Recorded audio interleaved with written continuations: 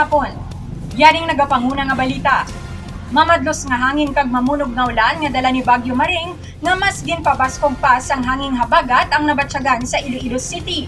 Kag vaccination rollout nagapadayon sa syudad sang Iloilo. Mas sobra 50% na sang target population ang fully vaccinated.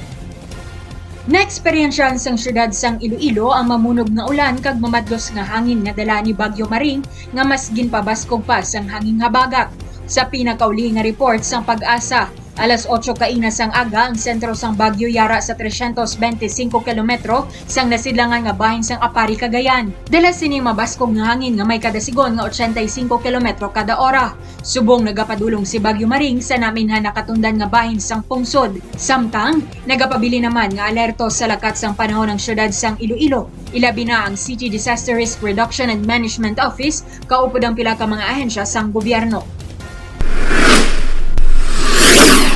Wala untat ang pagpatigayon sa vaccination rollout kontra COVID-19 sa syudad sang Iloilo. Sa record sang Iloilo City Government sang Oktubre 5, 50.27% o kon 263,907 na sang 85% o kon 525,000 ga target population sa syudad ang fully vaccinated kag 62.28% o kon 326,965 na ang nakabaton sang first dose bagay nga ginkalipay sang lokal nga pangulungan. Umpisa subong nga adlaw Oktubre 11 tubtob 13 bukas ang mga megasites sa mga residente kag nagatrabaho sa syudad sang Iloilo nga luyag magpabakuna sang COVID-19 vaccine.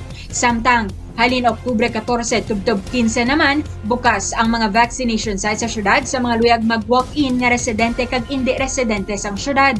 Sa subong, ginaulat na lang ang desisyon sang DOH kag IATF tuhoy sa pagpatigayon sang vaccination para sa mga kabataan nga nagaedad 12 tubtob 17 anyos. Nagalaom si Mayor Jerry Treñas nga bago matapos ang tuig 2021, malabot na ang 60 tubtob 80% sang target ng populasyon sa syudad nga mabakunahan sang COVID-19 vaccine.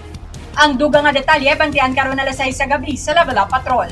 Ako si Divine Singh.